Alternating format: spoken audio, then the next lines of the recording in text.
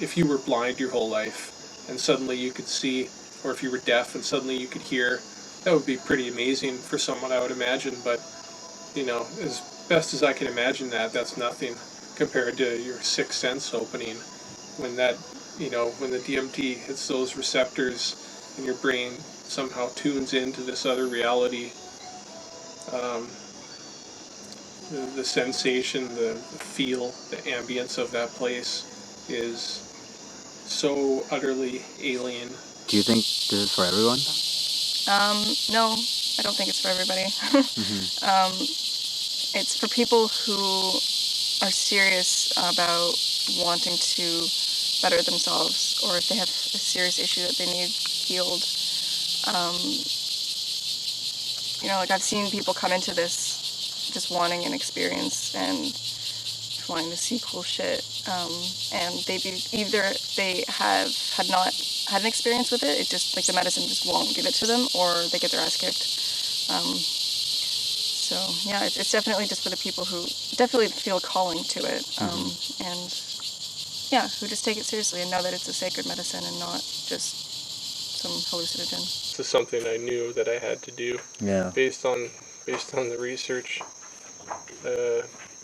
simply just something I knew I had to do. I didn't even think about it. That's why I wasn't even nervous, really. Yeah. Because I knew it just had to be done. The black ayahuasca sort of takes no prisoners. Like, you're doing this, and you can resist, and it's going to be a very painful, long night. And so you just better get on board and just let go and do it. Yeah, and the whole, I didn't really have any intentions when I went into it last night, but I was kind of lost for a while because I was just floating around in this space. Well, I feel like, if you're coming into it with the wrong attitude and the wrong intentions, you could see shit that might disturb you, definitely. And, anybody going into it has to be aware of that. They could be shown amazing, beautiful things, but they could also be shown hell and be put through hell. And if you don't feel like you're mentally stable enough to go through something like that and then still be okay afterwards, then you probably shouldn't take it.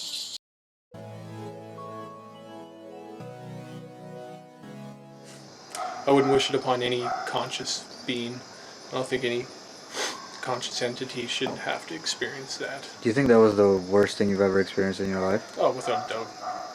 I had a crazy ibogaine trip where I saw this ET-like creature, not as friendly looking, and I got the impression that he was in control of the universe, and it was scary. Even when I opened my eyes, I could still feel his presence, and he seemed very powerful, and no concern or empathy at all for what I was going through, or anything to do with my soul or anything. And that was terrifying, but that was a walk in the park compared to this. The most important thing I could say is that words will never describe, never convey the most important part of it. The whole thing is beyond description, really. I mean, I could leave it at that, and that would sum it all up. Yeah, it started getting really, really intense. First I just saw this kind of dome over my head with my eyes closed, and it just started picking up on that other world. Started being able to sense it. I guess you could say my third eye was opening, sixth sense was being activated. And yeah, I don't know. I knew I was in for a ride, and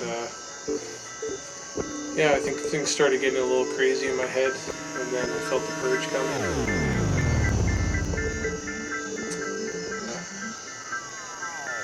Purged quite violently.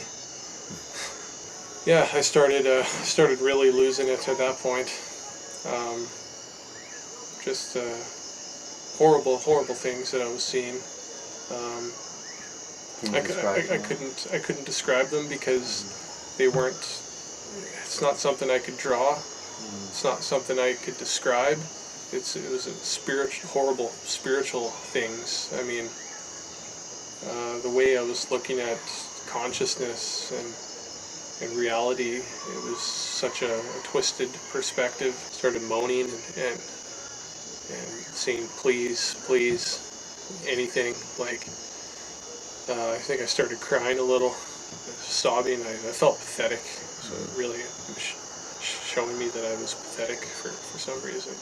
I found my experiences on pure DMT, both of them, utterly terrifying. And if I try to pin down what the terror came from, I'm not absolutely sure what it was.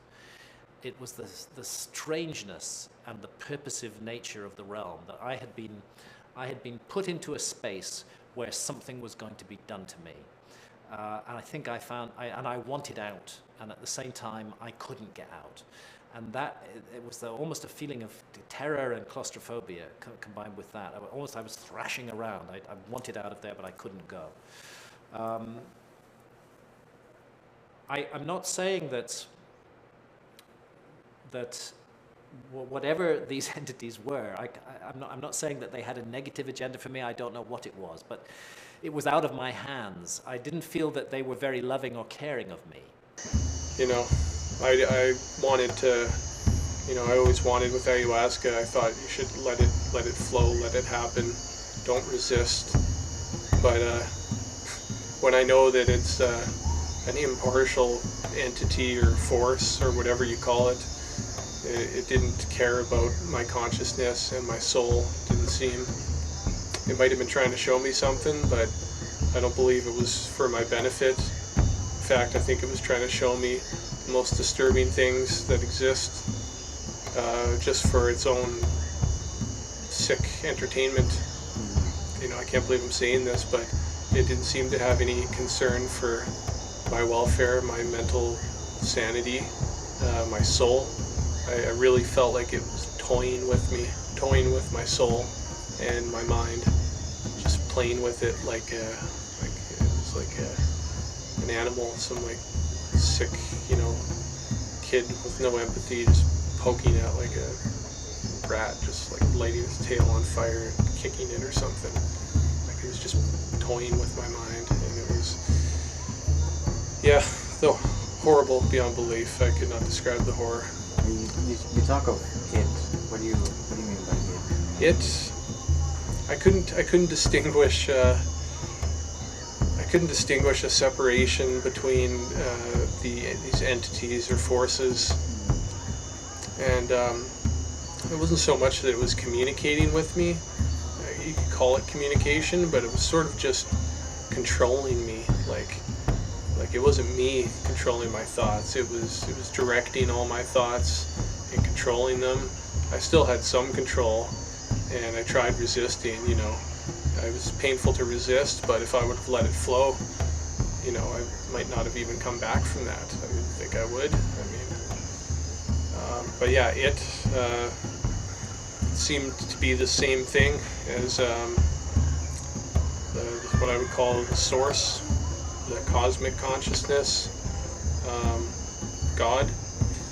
But none of those terms in the conventional sense. I think that's what it was, but I think you can't use those words because everyone has an idea of what they mean, and it's not based on experience. It's based on third dimensional everyday life experience.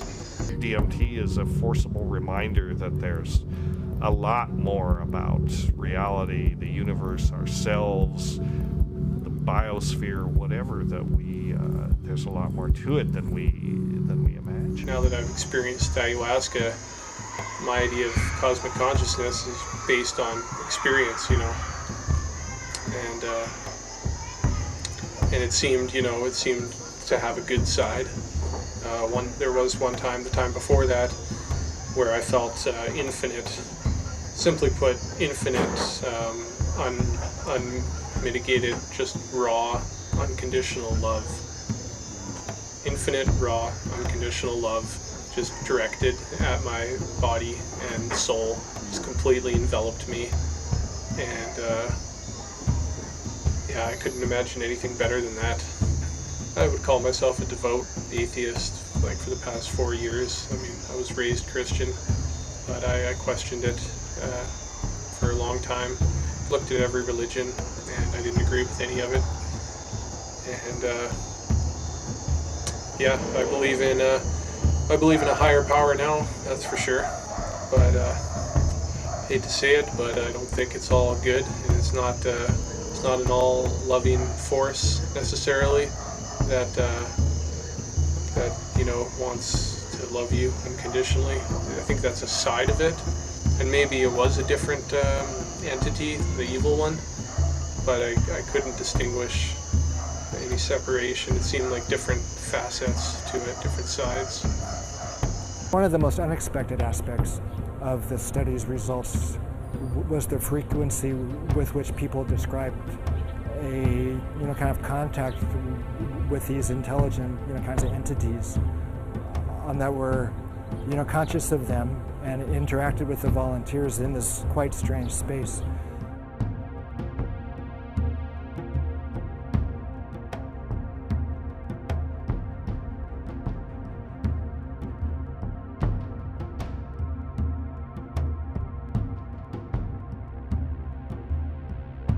So these entities were both helpful and, kind of malevolent as well. Some of the helpers were kind of angelic, while other of these entities were kind of malignant and threatening. And actually a handful of the volunteers experienced, some traumatic encounters with these entities.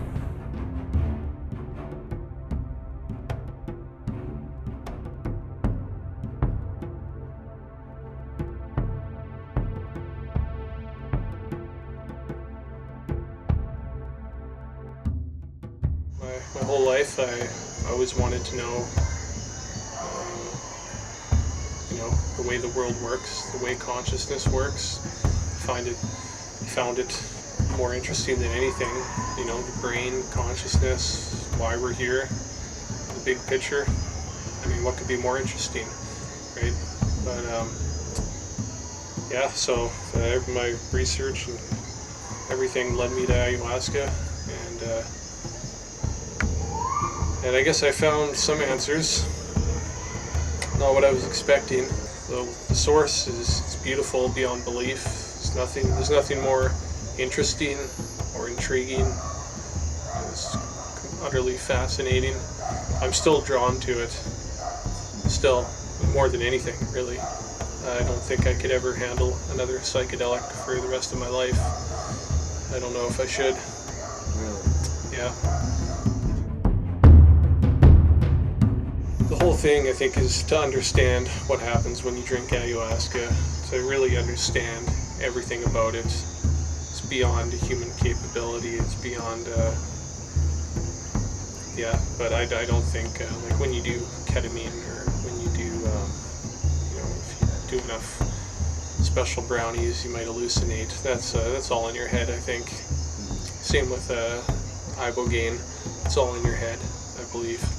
But ayahuasca, what makes it different, and probably the other classical psychedelics to an extent, ayahuasca takes you to a real place, a real realm that exists, where some conscious force can interact with you. As for why it was so negative, not sure. I went into it with the intention of I wanted to cross over into the other realm. I wanted to go deep, and I wanted to feel that infinite love again, because there's nothing that could be better than that. I mean, that's what seems like that's what the human soul was made for, is to experience that. But in a way, it feels kind of like the human soul was also meant to experience, the entirety of that place. I don't think consciousness can be understood in its entirety, and I don't want to understand it. My whole life I've been fascinated with consciousness and wanting to know how the brain works, how the mind works. Neuroscience, my most interesting subject for me. But I don't think I want to study it anymore. I don't think I want to learn what's happening in the mind or the brain. In fact, after this, I kind of just want to live the simple life. I just want to want to work, and I want to go to the mall, and I want to go to the club, or, just regular everyday stuff, and just find solace in my clear head, sober mind. I don't think I'll ever take it for granted again, because there was nothing more that I wanted than to get out of that place. I mean, yeah, it felt evil. I think the place for ayahuasca is the same worldwide, universe-wide, perhaps. I think it's there for a reason. I think it can help you have a greater understanding of life and the universe and spirituality. But in some ways, I don't think humans were meant to venture into that place. I think it's so beyond our capability, and you can't be ready for it. I don't know how you could ever navigate that realm or to completely master it. I mean, it's just so unpredictable. So unpredictable. Anything on Earth is easy. Like, if you had a ship and you were dropped into the ocean and you had to find land, that would be a piece of cake. With nothing, no directions, just stars maybe. That would be a piece of cake compared to this place. You can't navigate it. There's no up or down. You're at the mercy. You're at the mercy of these forces and spirits, or maybe it's one spirit. I don't know. You can lose control of your will and your conscious, your thoughts. Your thoughts are not your own necessarily. It's very, very heavy, very deep, and I don't think I could ever venture there again. Again, though, I'm still attracted to that place more than anything, which is it's a paradox. I told myself I would never go there, but it's the most interesting thing that exists. Yeah, I had a lot of crazy ideas, but yeah, I feel like that force or whatever, spiritual world, whatever you want to call it, it feels like it's like it kind of created life, like on Earth, it created the universe. And it told you that. That was the impression I got. Yeah, that it was completely above matter, time, and space. And got the impression that life is just an experiment, evolution, just to see, for the force to see what happens. And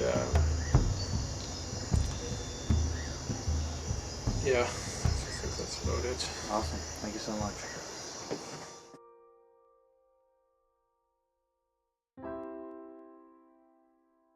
With shamanism, they had to figure out over these hundreds of thousands of different plants in the Amazon which one contained DMT and which one contained an MAO inhibitor, and combine the two of them. If you don't know what that means, folks, the DMT, which is the most potent psychedelic drug known to man, it exists in a bunch of different forms in nature, but it's not orally active. The reason why you could eat grass and you don't have a DMT trip is because your body produces something called monoamine oxidase. And monoamine oxidase, you can inhibit that, and you can inhibit it with natural plants. Well, somehow or another, in the course of who knows how many thousands of years, the Amazon shaman had figured out how to take the vine of one plant and the leaves of another plant and combine them together, and it was DMT and a natural MAO inhibitor, and that's what created ayahuasca, which is an orally active version of DMT, the only orally active version that we're aware of. It's a very fascinating idea that there's an intelligence to plants, and that these rainforests are networks of intelligence, just that we can't quite tap into it, and that somehow or another during these altered states you can, and that's where the information comes to these shaman. This is what I say, is that a really profound psychedelic experience is like Control Alt Delete for your consciousness, where your brain reboots with a fresh operating system, and there's only one folder on the desktop, and the desktop folder says my old bullshit, and you can either open it up and go right back into these predetermined patterns of behavior once the psychedelic experience has faded, because it'll be more comfortable that way than sort of reassessing the way you've been living your life, or you can hit delete, try to keep going, and do DMT again. Try to get right back there, right when it stops being fresh. Just reintroduce that mind. Oh, there it is. Okay, I got it. Okay, thanks. I'm here to tell you that it is real. There is a doorway into another dimension. Aladdin's lamp is real. Fairyland is real. Magic is real in the most real sense. In the same sense that what we call reality is real. And I learned this through this compound. And one of the great puzzles about this compound is why more people don't know about it. Why this is not 4-inch headlines on every newspaper on the planet, I cannot understand, because I don't know what news you were waiting for, but this is the news that I was waiting for. The DMT thing it's like an avalanche of orgasmic beauty, but a certain kind of beauty. The only words that I can find for the kind of beauty that it is bizarre, alien, outlandish, outre, freaky, and at the very edge of what the human mind seems to be able to hold. Well, where is this coming from? And what is happening?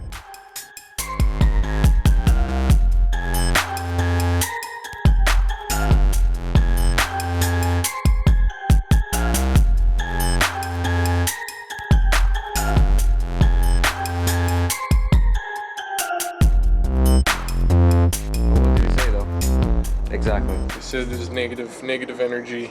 There was negative energy in my heart, and that's why the good spirits couldn't help. Did he explain where the negative energy comes from, or? No, I feel like it was just something he just threw out there, just like, oh, you had a bad experience? Oh, well, it's because you got negative energy. Stupid. Why do you have negative energy? Well, no, I don't think I had negative energy. I know why I went into it.